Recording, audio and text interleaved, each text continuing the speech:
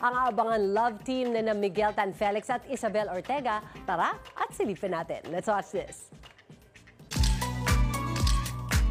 Isagel fever once again. Meron na namang aabangan sa kapuso love team na sina Miguel Tan Felix at Isabel Ortega. Sinamantala na namin ang Isagel fever, kakasakaya sila sa aming challenge. Tatawagin natin itong Paano Siya Challenge. Paano nga ba matulog ang Isagel? Si Miguel ganito. Nakadilat yung mata niya, nakakatakot.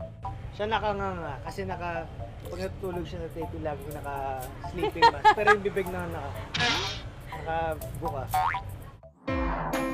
Kung mannerism sa pagkwento naman kaya? Si Miguel, pag nagkukwento siya, kailangan palaging may joke.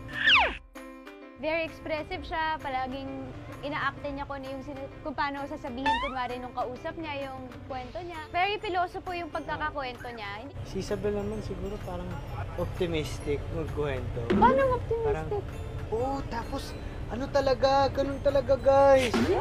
Oo guys. Paano naman kaya sila magreklamo? Ganito si Isabel.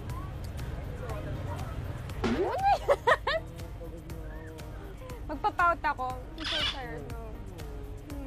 Ganon. Si Miguel naman tahimik. Tahimik lang siya. Tulala lang siya. Very like... sutil.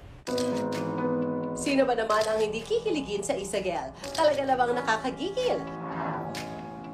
Abangan sila sa upcoming public affairs film na Firefly.